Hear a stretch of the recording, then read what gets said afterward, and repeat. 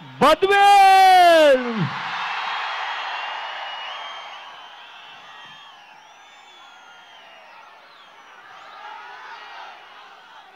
సమయం చూస్తే 1 గంట. ఎండాకాలం టెంపరేచర్ ఎంత ఉంది అని అంటే 44 డిగ్రీల సెంటీగ్రేడ్.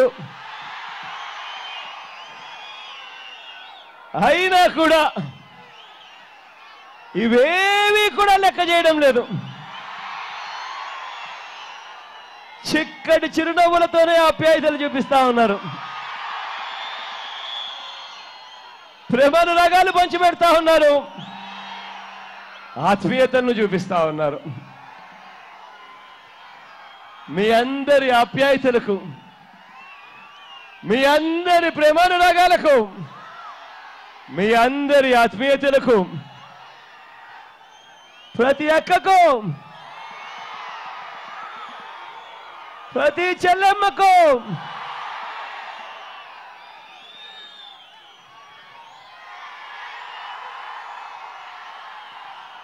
ప్రతి అవ్వకు, ప్రతి తాతకు, ప్రతి సోదరుడికి, ప్రతి స్నేహితుడికి ముందుగా 2 చేతులు జోడించి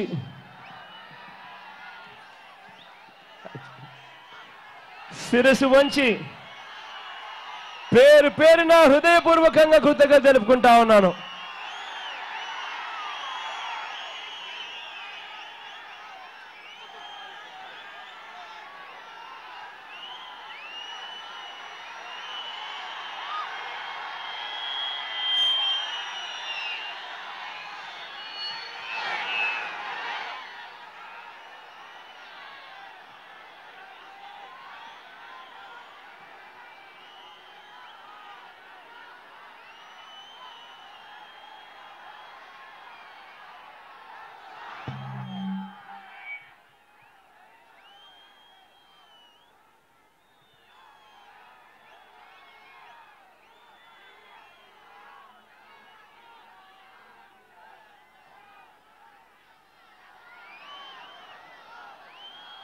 నాకు బాగా గుర్తుంది, పాదయాత్ర మొదలుపెట్టినప్పుడు బద్వేల్ నియోజకవర్గం తగలడం లేదు అని ఏకంగా ఇక్కడి నుంచి చాలామంది మార్గ మధ్యంలోనే నన్ను కలిసి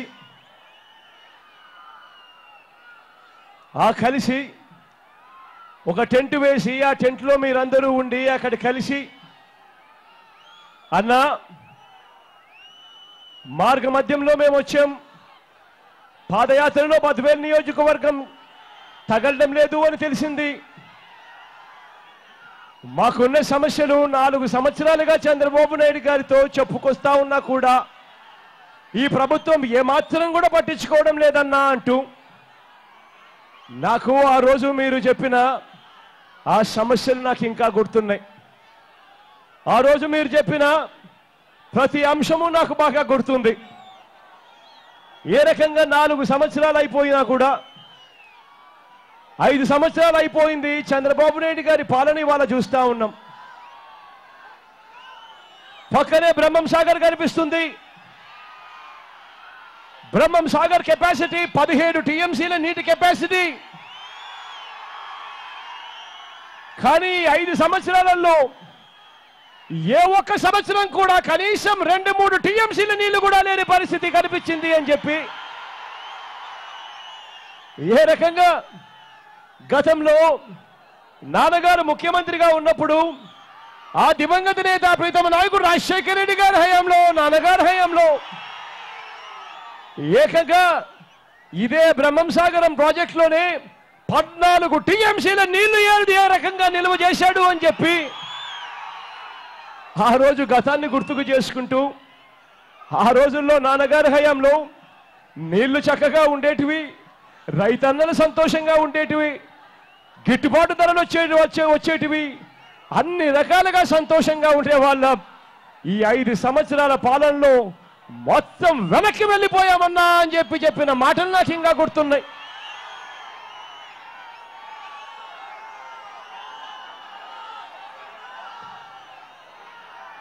ఇదే 10,000కు సంబంధించి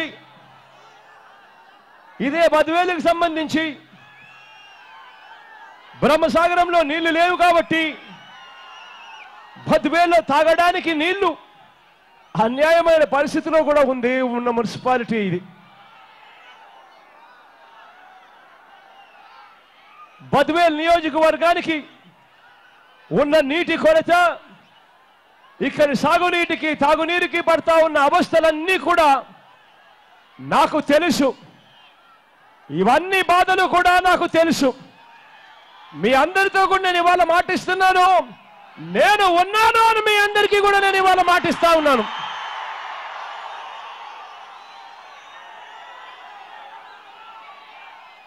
కుందు నదిపై లిఫ్ట్ పెట్టి బ్రహ్మం సాగర్కు నీళ్ళు ఇవ్వాలని, సోమశిల ఎత్తిపోతల ద్వారా బద్వేలు, గోపవరము, అట్లూరు మండలాలకు త్రాగునీరు కూడా ఇవ్వాలని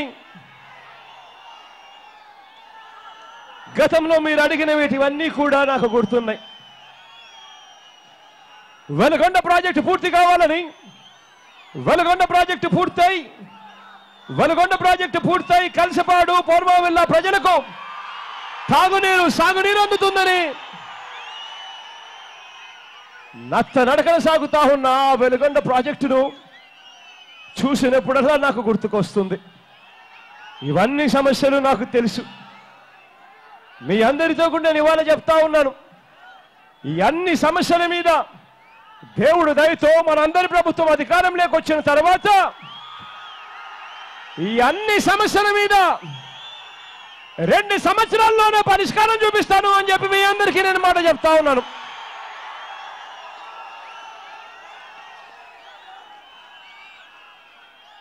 చంద్రబాబు నాయుడు గారికి ప్రజలు గుర్తుకురారు. చంద్రబాబు నాయుడు గారికి అభివృద్ధి గుర్తుకురాదు. చంద్రబాబు నాయుడు గారికి ప్రజలైనా అభివృద్ధి అయినా ఎప్పుడు గుర్తుకొస్తారు అని అంటే, ఎన్నికలు అంటేనే చంద్రబాబు నాయుడు గారికి ఇవాళ ప్రజలు గుర్తుకొస్తారు. ఎన్నికలు లేనప్పుడు 5 సంవత్సరాలు పరిపాలన చేయడానికి ప్రజలు తీర్పునిచ్చినప్పుడు 60 నెలల పాటు అధికారాన్ని ప్రజలు చంద్రబాబు నాయుడు గారికి కట్టబెట్టినప్పుడు 57 నెలలు ప్రజలు గుర్తుకురారు. కానీ చివరిలో 3 నెలలు మాత్రం ప్రజల మీద మాత్రం ముసలి ప్రేమ చూపిస్తాడు ఈ పెద్ద మనిషి చంద్రబాబు నాయుడు గారు. చివరికి 10,000కు అభివృద్ధి చేయడం లేదు అని, 10,000 టౌన్లు అన్యాయమైన పరిస్థితిలో ఉన్నారు అని 10,000 కౌన్సిలర్లే, తెలుగుదేశం పార్టీకి చెందిన 10,000 కౌన్సిలర్లే ఇదే తెలుగుదేశం పార్టీకి వ్యతిరేకంగా వాళ్ళు ధర్నాలు చేసే పరిస్థితిలోకి ఇవాళ ఉన్నారు అని అంటే 10,000 మీద, రాష్ట్ర ప్రజల మీద ఏ రకమైన అభివృద్ధి జరుగుతా ఉంది అని చెప్పడానికి ఇంతకన్నా వేరే నిదర్శనం కూడా అవసరం లేదు. తన పార్టీ వారే వ్యతిరేకిస్తున్న పాలన చంద్రబాబు నాయుడు గారు చేస్తూ ఉండగా ఈ పెద్ద మనిషి టీవీలోకి వచ్చి ఈరోజు ప్రకటనలు చేస్తాడు. ఆ ప్రకటనలో ఆయన అంటాడు, ఈ పెద్ద మనిషి చంద్రబాబు నాయుడు గారు అంటారు, మీ భవిష్యత్తు నా బాధ్యత అని చెప్పి అంటాడు ఈ పెద్ద మనిషి చంద్రబాబు నాయుడు గారు. నాకు నిజంగా చంద్రబాబు నాయుడు గారి మాటలు విన్నప్పుడు, ఆ టీవీలలో అడ్వర్టైజ్మెంట్లు చూసినప్పుడు నిజంగా నాకు ఆశ్చర్యం అనిపించింది. ఈ 5 సంవత్సరాల చంద్రబాబు నాయుడు గారి పాలనలో చంద్రబాబు నాయుడు గారు ఎవరికి భద్రత ఇచ్చాడు అని చెప్పి నేను అడుగుతా ఉన్నాను మీ అందరి తరపున ఈ పెద్ద మనిషి చంద్రబాబు నాయుడు గారిని. ఇదే పెద్ద మనిషి చంద్రబాబు నాయుడు గారి పరిపాలన ఒకసారి చూడమని అడుగుతా ఉన్నా. రాష్ట్ర ప్రజలందరూ భద్రంగా దాచుకునే డీటెయిల్స్, వాళ్ళ బ్యాంక్ అకౌంట్ డీటెయిల్స్, రాష్ట్ర ప్రజలందరూ భద్రంగా దాచుకునే డీటెయిల్స్, వాళ్ళ ఆధార్ కార్డ్ డీటెయిల్స్, రాష్ట్ర ప్రజలందరూ భద్రంగా దాచుకునే డీటెయిల్స్, వాళ్ళ ఇళ్లలో ఉన్న ఆడవాళ్ళ టెలిఫోన్ నెంబర్లు, ఇవన్నీ ఏ రాష్ట్ర ప్రజలైనా కూడా భద్రంగా దాచుకుంటారు. వాళ్ళ ఆధార్ డీటెయిల్స్ దాచుకుంటారు భద్రంగా, వాళ్ళ బ్యాంక్ అకౌంట్ డీటెయిల్స్ భద్రంగా దాచుకుంటారు, వాళ్ళ ఇళ్లలో ఉన్న ఆడవాళ్ళ టెలిఫోన్ నంబర్లు కూడా భద్రంగా దాచుకుంటారు. కానీ ఈరోజు చంద్రబాబు నాయుడు గారు మీ భవిష్యత్తు నా బాధ్యత అని చెప్తా ఉన్న ఈ పెద్ద మనిషి చేసిందేమిటి అని ఒక్కసారి ఆలోచన చేయమని అడుగుతా ఉన్నా.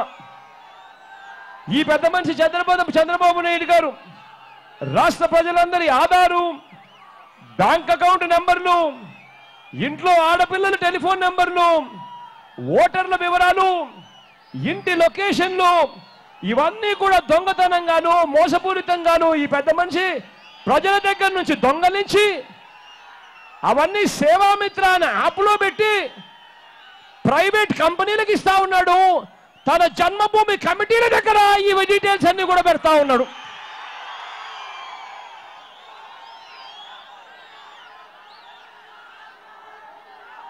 ఈ రాష్ట్రంలో ఇంత దారుణంగా జన్మభూమి కమిటీల దగ్గర మన ఇళ్లలో ఉన్న ఆడవాళ్ళ టెలిఫోన్ నెంబర్లు వాళ్ళ దగ్గర ఉన్నాయనంటే మనకి ఇవాళ భద్రత ఉందా అని అడుగుతా ఉన్నాను చంద్రబాబు నాయుడు గారిని మీ అందరి తరపున.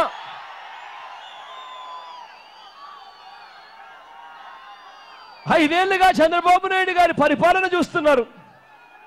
ఈ 5 ఏళ్లలో ఈ పెద్ద మనిషి ఎవరికి భరోసా ఇచ్చాడు, ఎవరికి భద్రత ఇచ్చాడు అని చెప్పి నేను అడుగుతా ఉన్నాను ఈ సభాముఖంగా చంద్రబాబు నాయుడు గారిని.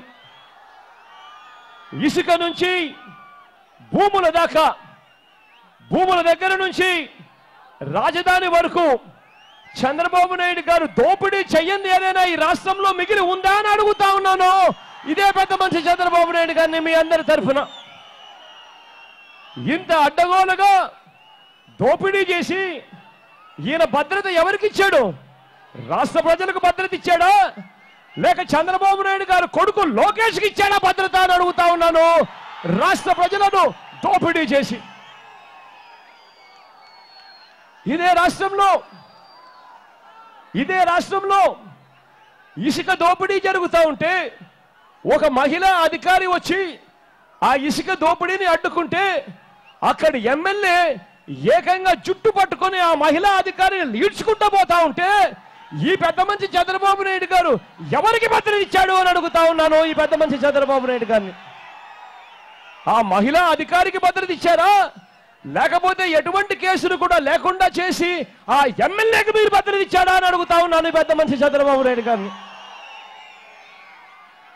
సాక్షాత్తు చంద్రబాబు నాయుడు గారు నివాసం ఉంటా ఉన్న అదే విజయవాడలో, సాక్షాత్తు చంద్రబాబు నాయుడు గారు నివాసం ఉంటా ఉన్న అదే విజయవాడలోనే తన కళ్ళ ఎదుటనే ఆడవాళ్ళ మానాలను ప్రాణాలను దోచుకుంటూ, ఆడవాళ్ళకు అప్పులిచ్చి దాని ద్వారా మానాలు దోచుకుంటూ అవి వీడియో కెమెరాలతో తీసి ఏకంగా సోషల్ మీడియాలో పెట్టి బ్లాక్మెయిల్ చేస్తూ కాల్ మనీ సెక్స్ ర్యాకెట్ నడిపిన అదే విజయవాడ నగరంలో ఎవరికి భద్రత ఇచ్చాడు చంద్రబాబు అని అడుగుతా ఉన్నా. ఆడవాళ్లకు భద్రత ఇచ్చాడా, లేకపోతే ఆ పనులు చేసిన తెలుగుదేశం పార్టీ నాయకులను శిక్షించకుండా వాళ్ళకు భద్రత ఇచ్చాడా అని అడుగుతా ఉన్నాను మీ అందరి తరఫున.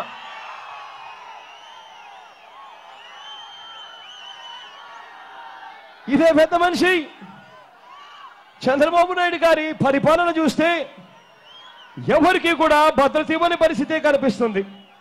4 ఏళ్ల పాటు ఈ పెద్ద మనిషి బీజేపీ పార్టీతో సంసారం చేస్తాడు. 4 ఏళ్ళు చిలకా గోరింకల్లా ఒకరినొకరు పొగుడుకుంటారు. 4 సంవత్సరాలు చిలకా గోరింకల్లా పొగుడుకుంటారు. కానీ ఈ పెద్ద మనిషి చంద్రబాబు నాయుడు గారికి ఆ 4 సంవత్సరాలు కేంద్రంలో తన ఎంపీలు మంత్రులుగా అక్కడ పెట్టుకొని కాపురం చేసినప్పుడు కడపలో స్టీల్ ఫ్యాక్టరీ కట్టాలి అన్న ఆలోచన చంద్రబాబు నాయుడు గారికి రాదు.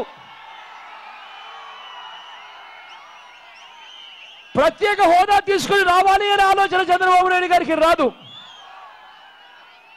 కడపలో ఉన్న స్టీల్ ఫ్యాక్టరీని తాకట్టు పెట్టాడు, ప్రత్యేక హోదాను తాకట్టు పెట్టాడు. తాకట్టు పెట్టి ఈ పెద్ద మనిషి ఎవరికి భద్రత ఇచ్చాడు అని అడుగుతా ఉన్నాను ఈ పెద్ద మనిషి చంద్రబాబు నాయుడు గారిని.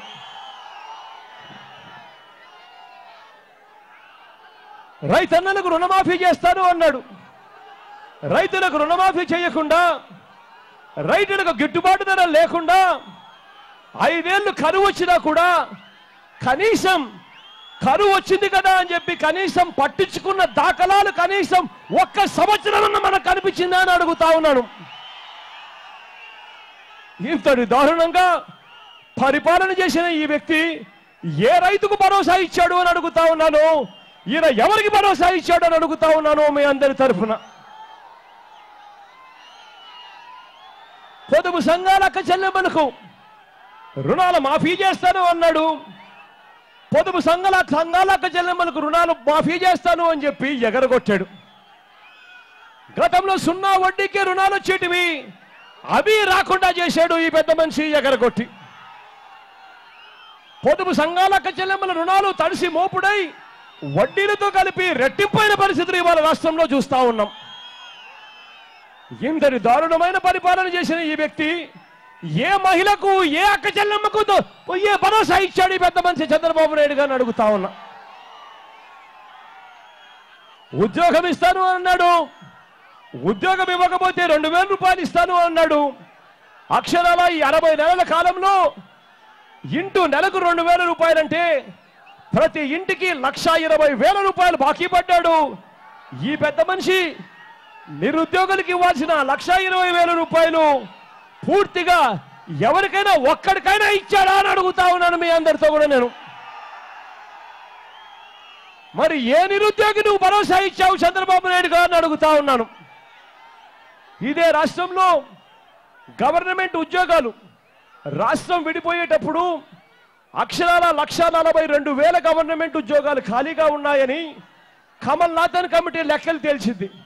ఆ 1,42,000 ఉద్యోగాలు రిటైర్ అయిన వాళ్ళతో కూడా ఈ 5 సంవత్సరాలతో కలుపుకుంటే మరో 90,000 ఉద్యోగాలు అన్ని కలిపితే అక్షరాల గవర్నమెంట్ ఉద్యోగాలు ఖాళీగా ఉన్నవి 2,30,000 ఉద్యోగాలు ఖాళీగా ఉంటే ఈ పెద్ద మనిషిని అడుగుతా ఉన్నా, వీటిలో కనీసం ఒక్క ఉద్యోగమైనా ఎవరికైనా ఇచ్చావా చంద్రబాబు నాయుడు గారిని అడుగుతా ఉన్నా నేను.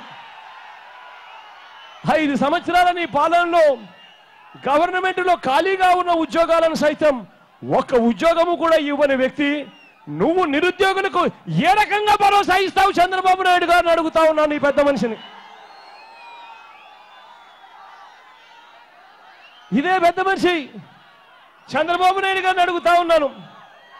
ఎన్టీఆర్ పెట్టిన పార్టీని ఆయన ముఖ్యమంత్రి పదవిని లాక్కొని సొంత కూతుర్నిచ్చిన మామనే ఎన్టీ రామారావుకే నువ్వు భరోసా ఇవ్వలేకపోయావు, ఇక రాష్ట్ర ప్రజలకు నువ్వేం భరోసా ఇస్తావు అని అడుగుతా ఉన్నా ఈ పెద్ద మనిషి చంద్రబాబు నాయుడు గారిని.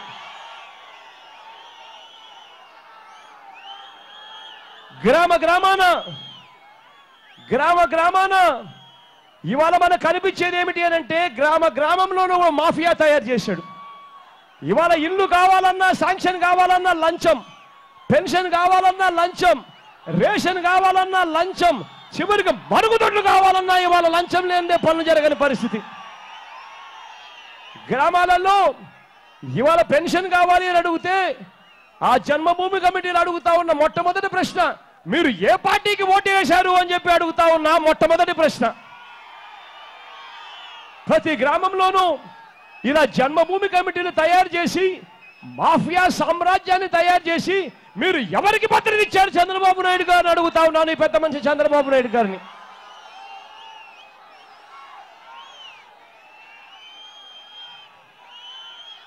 ఈ 5 సంవత్సరాల చంద్రబాబు నాయుడు గారి పాలనలో మన పిల్లలు ఇంజనీర్లుగా చదవాలన్నా, డాక్టర్లుగా చదవాలన్నా, కలెక్టర్ల వంటి ఏ చదువులు పెద్ద పెద్ద చదువులు చదవాలన్నా ఇవాళ మన పరిస్థితి ఏమిటి అంటే ఇంజనీరింగ్ కాలేజీల్లో ఫీజులు మాత్రం విపరీతంగా పెంచుకుంటూ పోయాడు ఈ పెద్ద మనిషి చంద్రబాబు నాయుడు గారు. ఫీజులు చూస్తే ఇంజనీరింగ్ కాలేజీల్లో సంవత్సరానికి 1,00,000 రూపాయలు దాటుతా ఉన్నాయి. ఫీజు రీఇంబర్స్మెంట్ ఎత్తిస్తా ఉన్నాడు అని అంటే ముష్టేసినట్టు అరకొర ఇస్తా ఉన్నాడు. ఆ అరకొర ఇచ్చేది కూడా సరిగ్గా ఇవ్వని పరిస్థితుల్లో ఇవాళ రాష్ట్రంలో చూస్తా ఉన్నాం. ఇవాళ మన పిల్లలు ఇంజనీరింగ్ చదవాలి అంటే ఆస్తులు అమ్ముకుంటే తప్పనిచ్చి అప్పులు పాలైతే తప్పనిచ్చి ఇవాళ మన పిల్లలు ఇంజనీరింగ్ చదివించే పరిస్థితిలో ఇవాళ మనం ఉన్నామా అని అడుగుతా ఉన్నా. మరి మన పిల్లలను ఇంజనీరింగ్ చదివించాలి అంటే మన ఆస్తులు అమ్ముకుంటే తప్పనిచ్చి చదివించలేని పరిస్థితిలో మనం ఉన్నప్పుడు ఈ పెద్ద మనిషి చంద్రబాబు నాయుడు గారు ఎవరికి భరోసా ఇచ్చాడు అని అడుగుతా ఉన్నాను మీ అందరి తరఫున. ఈ పెద్ద మనిషి చంద్రబాబు నాయుడు గారి పాలనలో ఈ 5 సంవత్సరాల పాలనలో 108 అనే నంబర్కు ఫోన్ కొడితే కొయ్ కొయ్ కొయ్ అంటూ రావాల్సిన అంబులెన్స్ వస్తుంది అన్న భరోసా మీకు ఉందా అని అడుగుతా ఉన్నాను మీ అందరితో కూడా. నేను గట్టిగా 2 చేతులు పైకెత్తి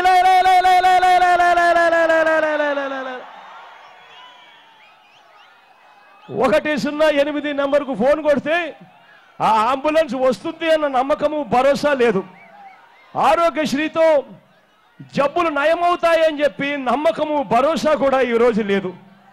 ఇంత దారుణమైన పాలన చేస్తా ఉన్నా ఈ పెద్ద మనిషి చంద్రబాబు నాయుడు గారు భరోసా ప్రజలకు ఇచ్చడం అన్నది దేవుడు ఎరుగు. చంద్రబాబు నాయుడు గారు చేస్తున్నది ఏమిటి అనంటే రాష్ట్రంలో 5 సంవత్సరాలు విపరీతంగా దొంగ పనులన్నీ చేశాడు, చట్టానికి దొరకకుండా ఉన్నాడు. ఈ దొంగ పనులన్నీ చేసినందుకు చట్టానికి దొరకకుండా ఉండేందుకు ప్రజలిచ్చిన అధికారాన్ని సంకన పెట్టుకుని ఆయన భరోసా ఇచ్చుకుంటున్నాడు మనల్ని చూపించి ఈ పెద్ద మనిషి చంద్రబాబు నాయుడు గారు. ఇది చంద్రబాబు నాయుడు గారి పరిపాలనలో ఇవాళ జరుగుతూ ఉన్న కార్యక్రమం. ఒకసారి నేను గమనించమని అడుగుతా ఉన్నా, ఇంత దారుణమైన పాలన ఇవాళ జరుగుతూ ఉంటే ఈ పెద్ద మనిషి చంద్రబాబు నాయుడు గారు టీవీలలో అడ్వర్టైజ్మెంట్లు మీ అందరికీ కనిపిస్తాయి. ఒక్కసారి ఆ టీవీ అడ్వర్టైజ్మెంట్లు మీరు చూసినప్పుడు ఒక్కసారి ఆలోచన చేయమని అడుగుతా ఉన్నా. ఒక్కసారి మీ అందరికీ కూడా 2014లో చంద్రబాబు నాయుడు గారు ఇచ్చిన టీవీ అడ్వర్టైజ్మెంట్లు ఒక్కసారి గుర్తుకు తెచ్చుకోమని మిమ్మల్ని అందరినీ కూడా అడుగుతా ఉన్నా. అప్పట్లో అడ్వర్టైజ్మెంట్లు మీకు గుర్తుకున్నాయా? ఆ రోజుల్లో అడ్వర్టైజ్మెంట్లు ఏమిటి? బ్యాంకుల్లో పెట్టిన బంగారం ఇంటికి రావాలి అనంటే బాబు ముఖ్యమంత్రి కావాలి. ఆ రోజుల్లో అడ్వర్టైజ్మెంట్ మీకు గుర్తున్నాయా? ఆ రోజుల్లో అడ్వర్టైజ్మెంట్ నాకు బాగా గుర్తుంది. ఆ రోజుల్లో బ్యాంకుల్లో ఆ రోజు అడ్వర్టైజ్మెంట్ ఏమిటి? ఇంట్లో ఒక ఆవిడ ఉంటుంది, ఆ అక్క మెడలో మంగళసూత్రం ఉంటుంది, ఒక చెయ్యి వచ్చి మంగళసూత్రాన్ని ఇలా లాక్కొని పోతా ఉంటుంది. వెంటనే ఇంకొక చెయ్యి వస్తుంది, ఈ చేతి నా చెయ్యి పట్టుకుంటుంది, పట్టుకొని ఆగిపో అని చెప్పి చెప్తుంది. అప్పుడు ఆ అక్క అంటుంది, 1 నెల ఆగండి అయ్యా, 1 నెల ఆగండి అయ్యా అని చెప్పి ఆ అక్క అంటుంది. అప్పుడు చెయ్యి పట్టుకున్న బ్యాంకరు బ్యాంకరు 1 నెలలో ఏమవుతుంది అని అంటాడు. అప్పుడు మాటలు ఆయన వస్తాడు. గుర్తున్నాయా అడ్వర్టైజ్మెంట్లన్నీ? గుర్తున్నాయా అన్నా? అక్క గుర్తున్నాయా? గుర్తున్నాయా అన్నా? గుర్తున్నాయా అన్నా? గుర్తున్నాయా అక్క? గుర్తున్నాయా అక్క? ఆ రకంగా అడ్వర్టైజ్మెంట్ ఇచ్చినోడు ప్రతి గోడ మీద ఆయన రోజు రాతలేమిటి? జాబు కావాలి అనంటే రాతలేంది, జాబు కావాలంటే బాబు రావాలి. గుర్తున్నాయా ఆ రోజుల్లో అడ్వర్టైజ్మెంట్లు? మళ్ళీ 5 ఏళ్ళు అయిపోయింది, మళ్ళీ టేప్ రికార్డర్ ఆన్, మళ్ళీ ఈసారి టీవీలో కొత్త అడ్వర్టైజ్మెంట్లు. ఈ 5 సంవత్సరాలలో ఆయన చేసిందేమీ లేదు, మనకిచ్చిన భద్రత ఏమీ లేదు. కానీ ఇప్పుడు మళ్ళీ కొత్తగా వచ్చి ఈయన ఏమంటాడు? మీ భవిష్యత్తు నా బాధ్యత.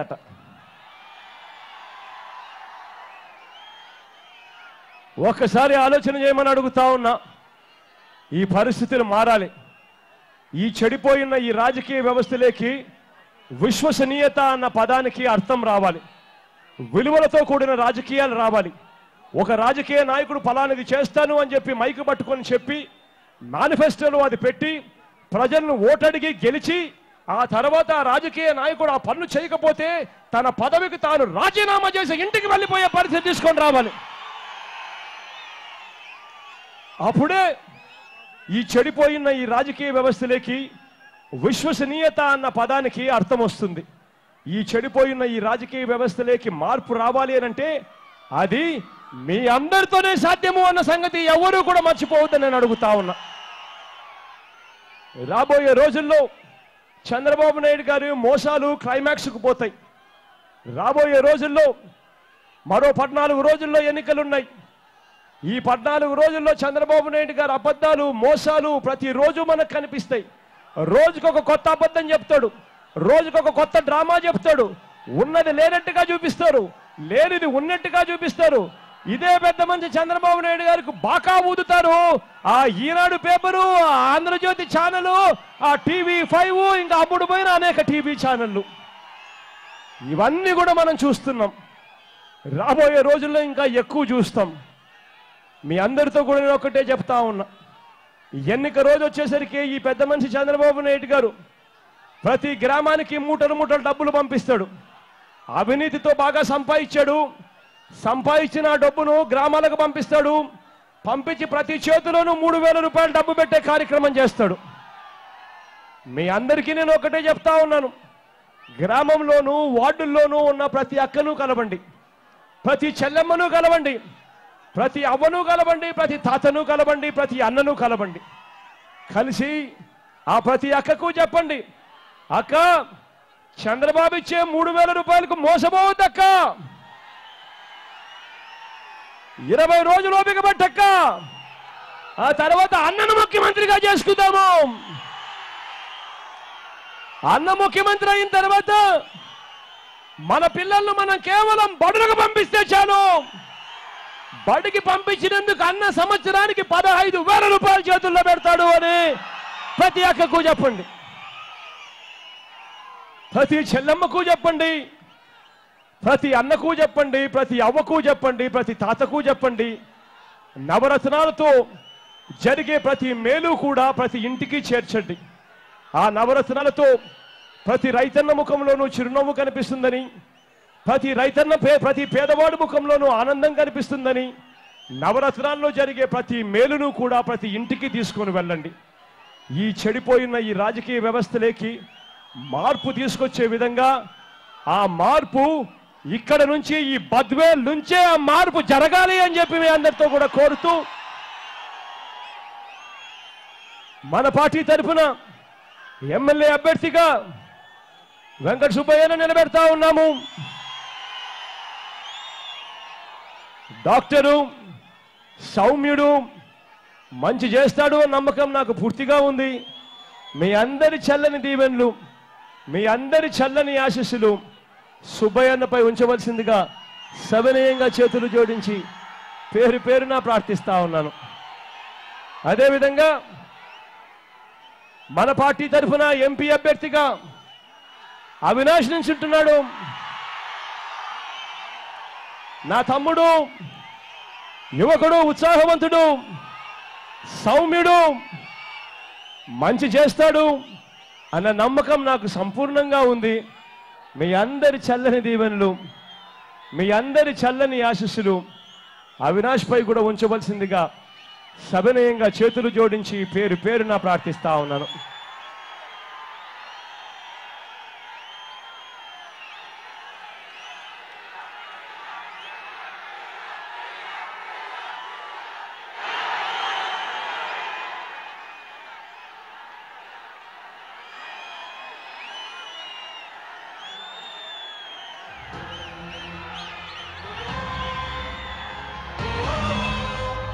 మన పార్టీ గుర్తు తెలియని వాళ్ళు ఎవరైనా ఉంటారేమో, ఒకసారి నేను గుర్తును చూపిస్తా, దయ ఉంచి గుర్తును చూడవలసిందిగా ప్రార్థిస్తా ఉన్నాను.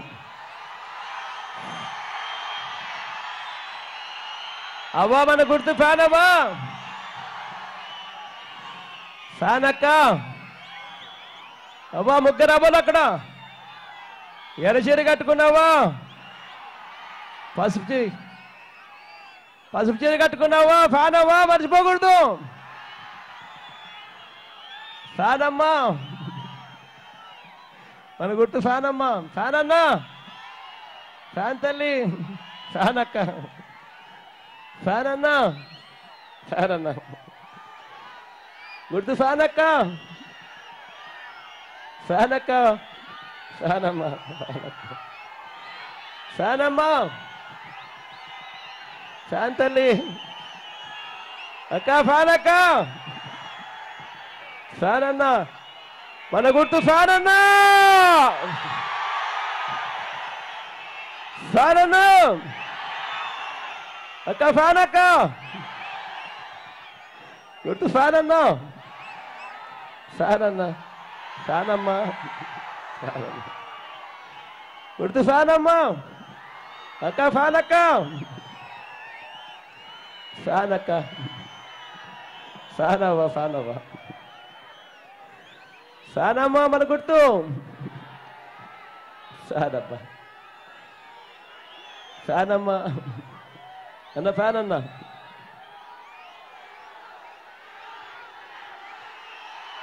మండుతున్న ఈ ఎండను ఏ మాత్రం కూడా లెక్క చేయకుండా చెరగని చిరునవ్వుతో, చిక్కటి చిరునవ్వుతో ఆప్యాయతను చూపించినందుకు పేరు పేరున